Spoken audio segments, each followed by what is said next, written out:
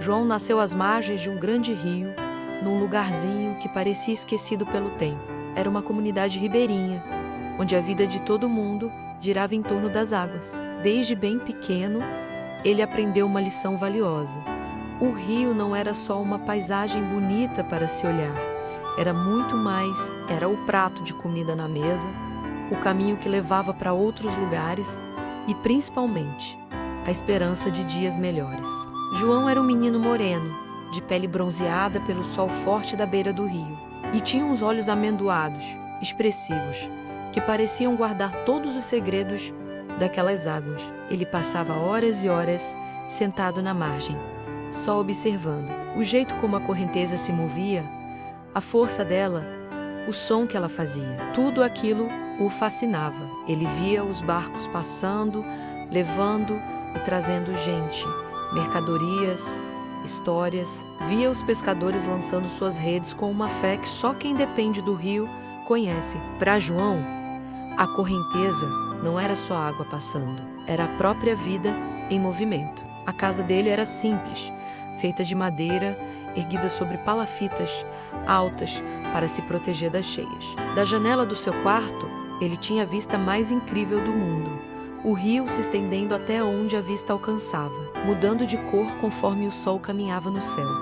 De manhã, era um espelho prateado. À tarde, ficava dourado, quase queimando. E à noite, sob a luz da lua, virava um caminho de prata escura, misterioso e profundo. Ele cresceu ouvindo as histórias dos mais velhos. Histórias de bichos encantados que moravam no fundo do rio, de grandes enchentes que levaram tudo, mas também de pescas milagrosas que salvaram a comunidade da fome. Cada história era uma peça que montava o quebra-cabeça da sua identidade, da identidade do seu povo. O rio era o personagem principal em todas elas. Era herói e vilão, pai e mãe, amigo e inimigo. João aprendeu a nadar antes mesmo de aprender a ler direito. Para ele, a água era um segundo lar. Ele mergulhava, sentia a correnteza puxando seu corpo e não sentia medo, sentia respeito. Sabia que aquele gigante de águas exigia cuidado. Ele conhecia os lugares perigosos, os redemoinhos traiçoeiros, os trechos onde os peixes gostavam de se esconder. O rio ensinava tudo, para quem estivesse disposto a ouvir e a observar. Seu pai, um pescador experiente de mãos calejadas e rosto marcado pelo sol, foi seu primeiro grande professor. Ele não ensinava com palavras difíceis, mas com gestos. Com o olhar, mostrava como consertar a rede, como ler os sinais do tempo no céu, como prever se a chuva vinha forte ou se era só uma passageira. Ensinou que o rio dá, mas também cobra e que a gente só pode tirar dele o necessário para viver. Nunca mais que isso. Era uma lição de equilíbrio, de harmonia. A mãe de João era a alma da casa. Era ela quem transformava os peixes que o pai trazia em pratos deliciosos. Quem cuidava da pequena horta nos fundos e quem contava as melhores histórias antes de dormir. Ela tinha um jeito doce de falar, mas seus olhos mostravam uma força imensa, uma resiliência que parecia vir da própria natureza ao redor. Foi com ela que João aprendeu sobre as plantas que curam, as ervas que temperam e as rezas que protegem.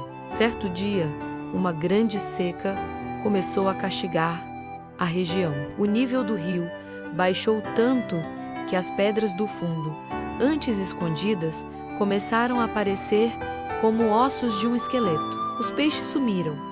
Os barcos maiores já não conseguiam navegar. A preocupação tomou conta do rosto de todos na comunidade. A esperança, que antes corria farta como as águas, começou a secar também. João, com seus olhos amendoados sempre atentos, via o desespero crescendo. Ele via seu pai voltando para casa dia após dia com a rede quase vazia. Via sua mãe tentando fazer milagre.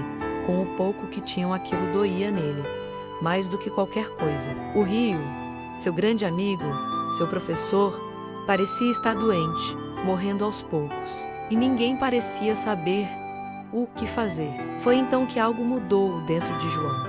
Aquele fascínio de criança começou a se misturar com um sentimento novo, o de responsabilidade. Ele sentia lá no fundo que não podia ficar só olhando, O rio estava pedindo ajuda e ele de alguma forma precisava responder a esse chamado. Ele não era mais só um menino que observava a correnteza. Ele estava se descobrindo como parte daquele rio, uma parte que precisava lutar por ele. Ele começou a caminhar pelas margens secas, a explorar lugares que antes ficavam debaixo d'água. Encontrava carcaças de peixes, lixo que a água baixa revelava, uma tristeza que pairava no ar quente e seco. Ele conversava com os mais velhos, tentando entender. Eles falavam de outros tempos, de outras secas, mas diziam que nunca tinham visto nada igual. Falavam de desmatamento rio acima, de poluição que vinha de longe, de um desrespeito que estava matando o rio. Uma noite, sem conseguir dormir, João foi até a margem. A lua cheia iluminava o leito quase seco do rio. O silêncio era pesado, quebrado apenas pelo som de algum bicho noturno. Ele se sentou numa pedra, olhou para aquele cenário desolador e, pela primeira vez, não sentiu só tristeza. Sentiu uma faísca de determinação. Ele não sabia como, nem o que faria, mas sabia que precisava fazer alguma coisa. O rio, que o viu nascer e crescer, precisava dele. E João não iria abandoná-lo. Ali, naquele momento, sob a luz da lua, o menino do rio começou a se transformar no seu guardião. A jornada dele estava apenas começando. Obrigado por assistir a este primeiro capítulo. Se você gostou da história do João e quer saber o que vai acontecer, não se esqueça de se inscrever no canal e ativar as notificações. Sua companhia nessa jornada é muito importante. Até a próxima!